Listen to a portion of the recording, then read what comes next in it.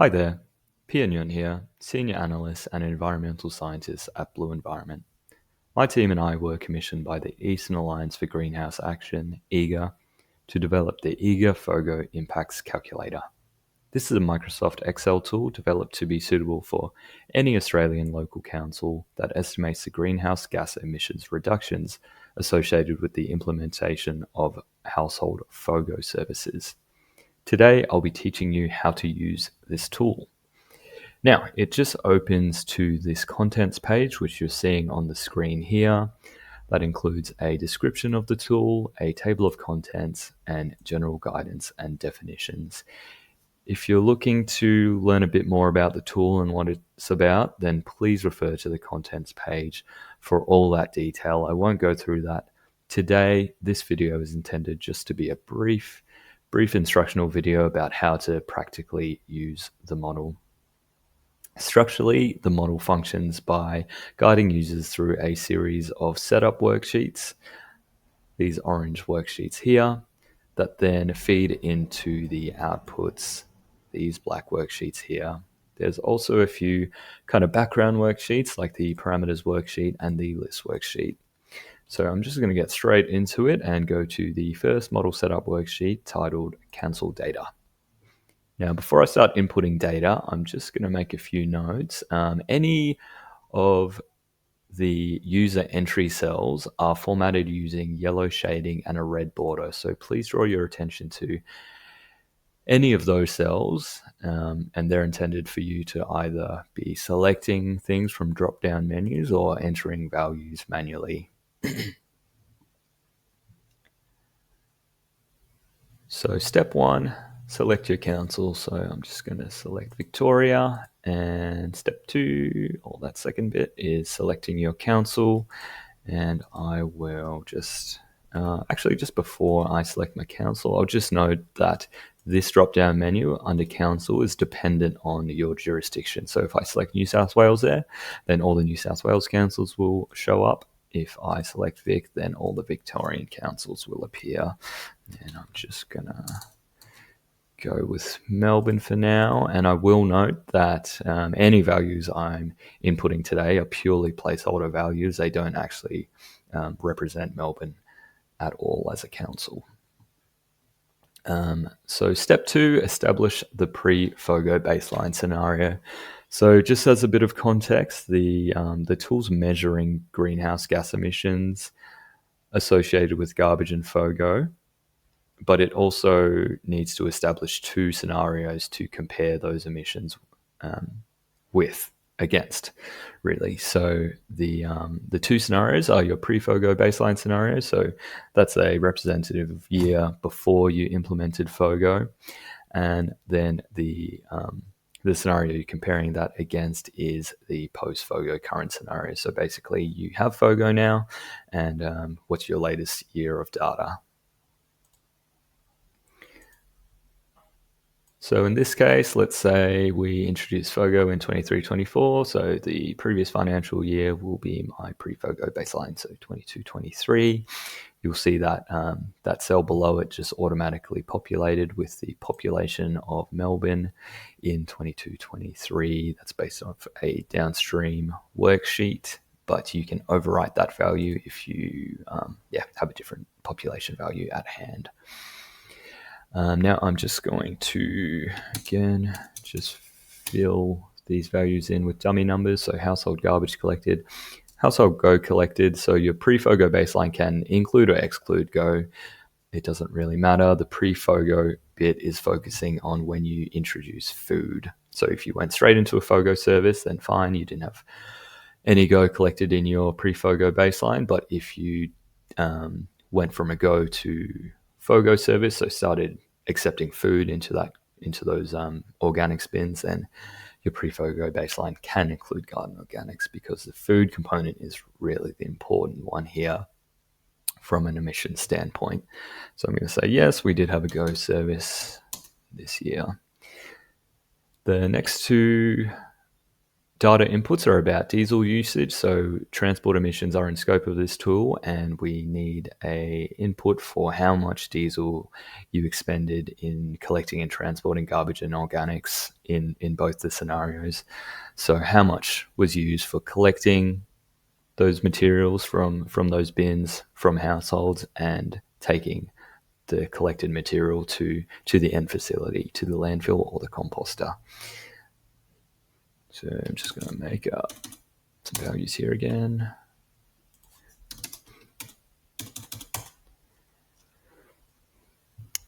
These next couple data inputs are about if you sent your garbage to more than one landfill. And why that's important is because different landfills can have different landfill gas capture rates, and those gas capture rates are quite an important variable in the modeling of emissions. So we need to account for landfills with different landfill gas capture rates.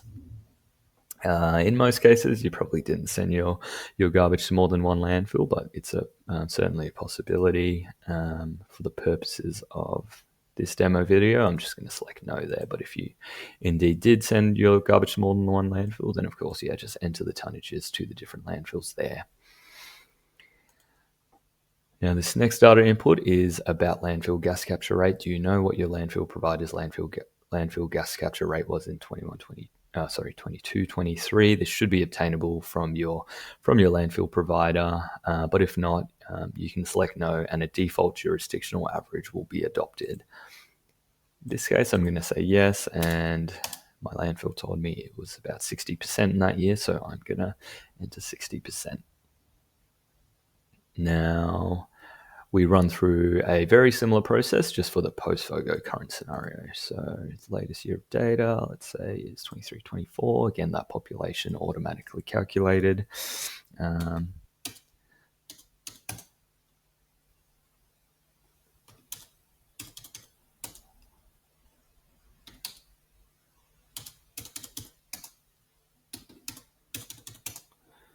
Again, just some placeholder values. And that is it for this worksheet. And I'll go on to the next one, which is titled Garbage Composition. And what we're doing in this worksheet is really just entering representative compositions for your garbage bin in both those pre-FOGO, post-FOGO scenarios. Ideally, these will be coming from local audits that you've conducted, but if that's not the case, then we do have some default compositions you can fall back on. So what you'll need to do is just go through that initial setup here, and then if you do have an audit, then you enter that data into this large array here. So do you have a representative household garbage bin audit for 22-23? In this case, I'm just going to say no, and I'm going to select the default composition in that drop-down menu, which is labeled EAGA, and that stands for the National Greenhouse and Energy Reporting Scheme, EAGA. And so that there's from that national reporting framework source, there is a default garbage bin composition for MSW. Step 2, so for the post-FOGO current year, I'm going to say yes, I do have an audit, and then your task then will be to enter your audit information, your audit data here in the material type audit and value audit. So yeah, just as the material types as they came in and the values as they came in, whether that be tons, kilograms per household, percentages, doesn't really matter as long as the units are consistent. And then you'll need to run through a mapping exercise of mapping these audited material types to the material types in the National Greenhouse and Energy Reporting Scheme framework. And the reason we need to do that mapping exercise is because we're using that framework's emissions factors in our emissions calculations later in this workbook. And you can see the materials here. So yeah, this is the EAGA scheme material types: food, paper and cardboard, etc. I'll draw your attention to this last one on the list, inert waste. Might not be familiar to everyone, but basically what that means, it's a grab-all for any non-putrescible material, anything that doesn't degrade in landfill, really. So that'll include your plastics, your glass, etc. Basically anything that doesn't map to these materials, you can probably lump into inert waste there. So what I'm going to do now is just make some placeholder values here on the fly.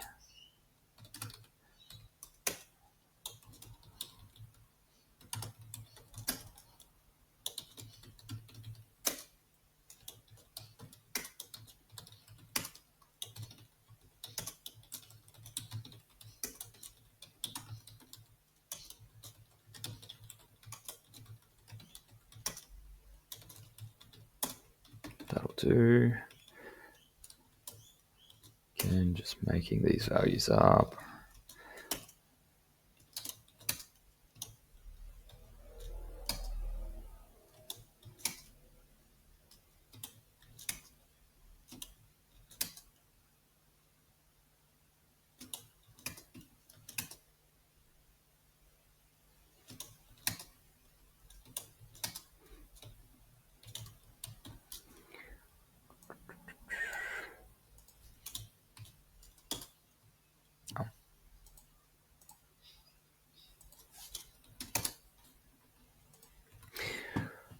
All right, and now I need to do that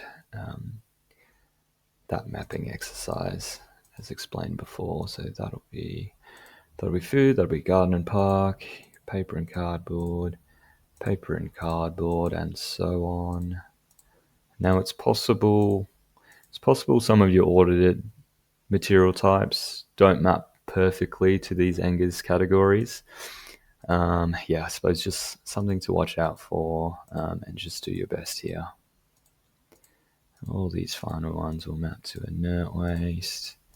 And hey presto, there we have it. So we've got our composition, which is automatically fed through there, and we'll just use the default one in the pre-FOGO baseline situation, and that's fed through there as well. So on to the next one, organics composition, almost exactly the same process, just for your organics bin. Yes. For the sake of time and for the purposes of this demonstration, I'm just going to use the default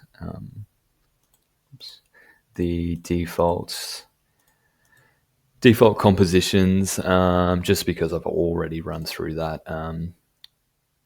that audit entry process here. So yeah, of course, if you do have an actual audit that's usable, then yeah, you'll need to run through this exercise for whenever you have the audit data available. But yeah, I've just fallen back on the defaults for the purposes of this video. Okay, populations.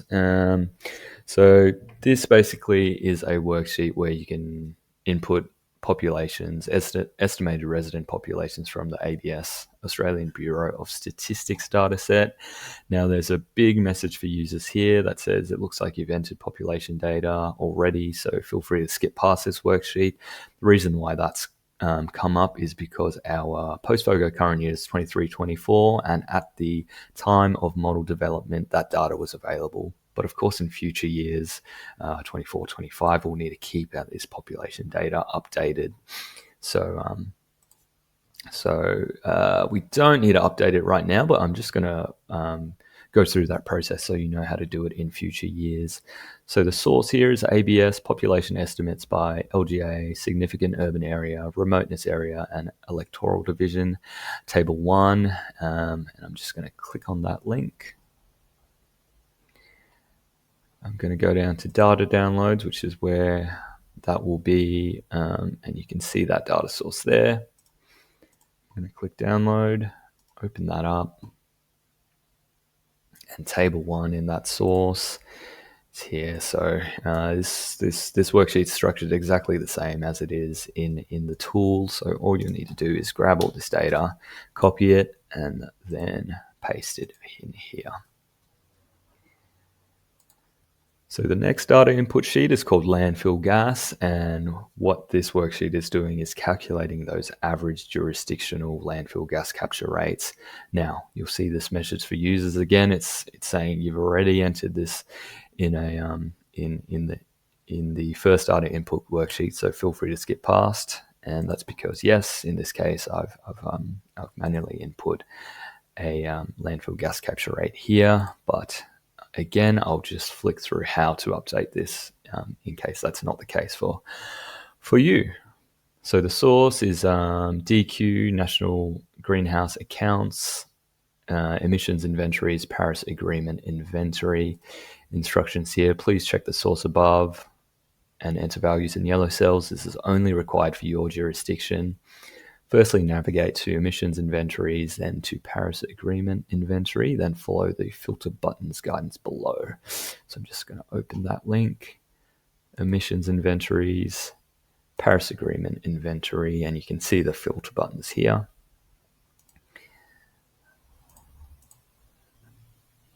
So the first filter button, select location, select your state or territory. Vic. Select sector, unselect total UNFCCC, then select 5A solid waste disposal under 5 waste. Unselect that, under 5 waste, 5A solid waste disposal, confirm. Select gas, select carbon dioxide equivalent AR5 at the top, then methane AR5 further below. Carbon dioxide equivalent AR5, and then methane AR5. Select emissions type, select emissions generated.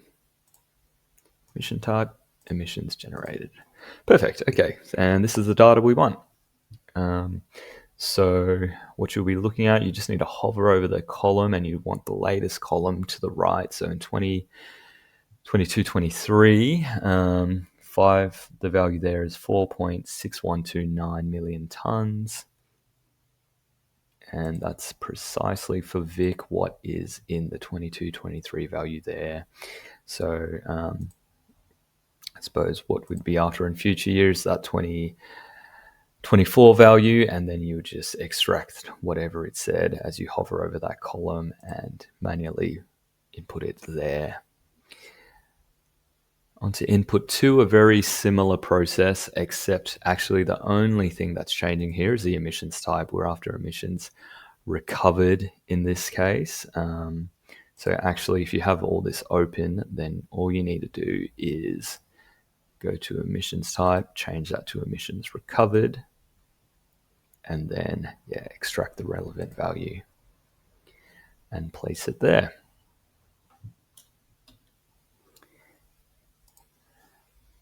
Electricity factors. So this worksheet's about inputting emission factors related to the consumption or purchase of purchase or acquired electricity, and that changes based on state and territory. So we need that to keep that updated for different states and territories across different years.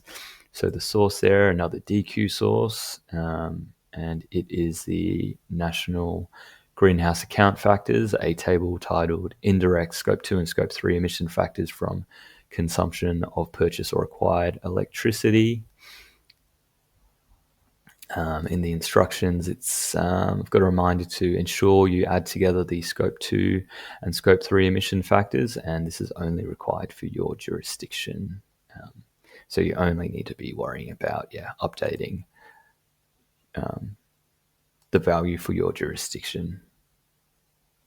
So I'm just going to click on the link, go to the latest factors document, and just going to look at the listing of tables, and you can see table 1 is exactly what we're after based on what it's called. So I'm just going to click there, and you can see the Scope 2 and Scope 3 emissions factors there. So for New South Wales and ACT, 0.66 and 0.04.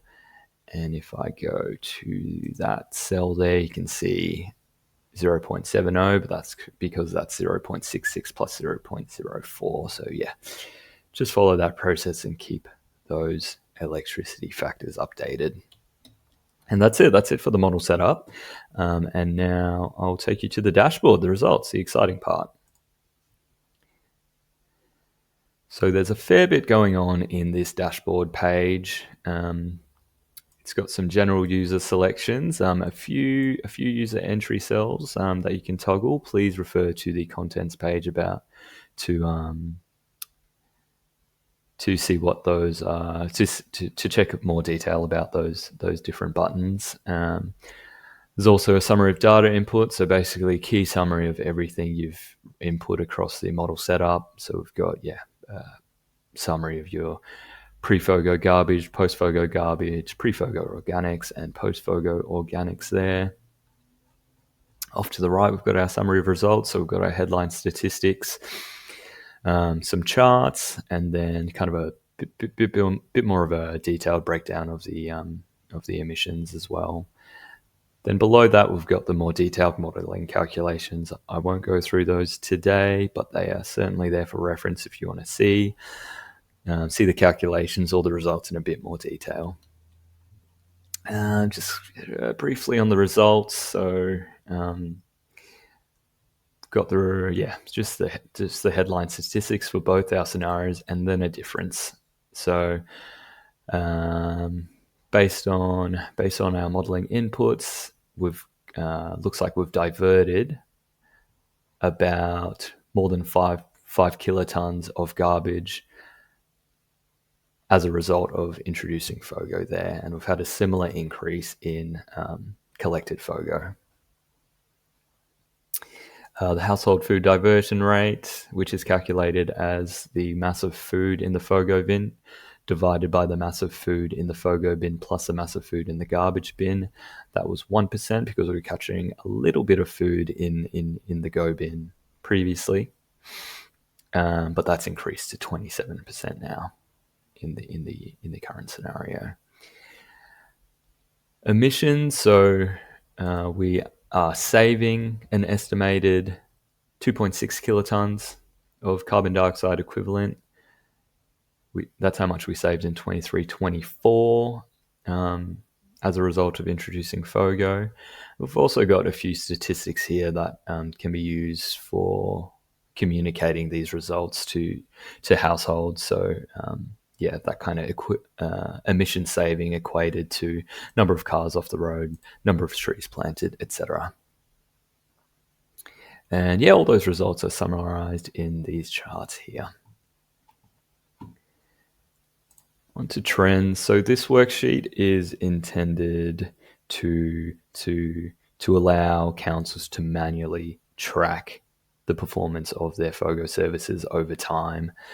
So the dashboard here is showing a single year of data, but the intention is to update this tool annually, and then councils can manually input the results from each iteration here and really track that progress over time.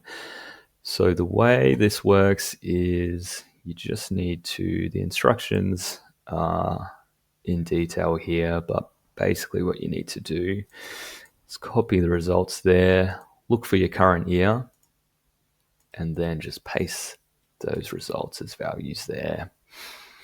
So in 24-25, a new set of results based on what I've input for that year, new garbage tonnages, new organics tonnages, new audit data if I have it.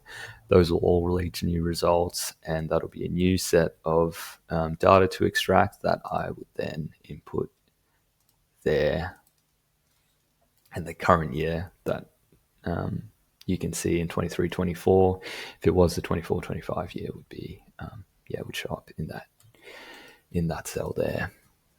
There's also some room for some informational items, so just general commentary if you'd like to include it. So here I'm just going to say FOGO implemented this year. Can track different aspects of your services as well. So garbage collection frequency, if you did a frequency swap from weekly to fortnightly garbage, for example, you can track that here and see the results and how that has apparently impacted both tonnages and emissions. So let's say we're on weekly garbage collections, fortnightly, which has remained. We're on a Go service back then, swap to a FOGO here. Again, this is all just an example. Let's say, our service was that kind of voluntary Go service, that opt-in style back in 22, 23. But when we went to FOGO, we shifted that to a universal service. And that's about it. There's a few charts below as well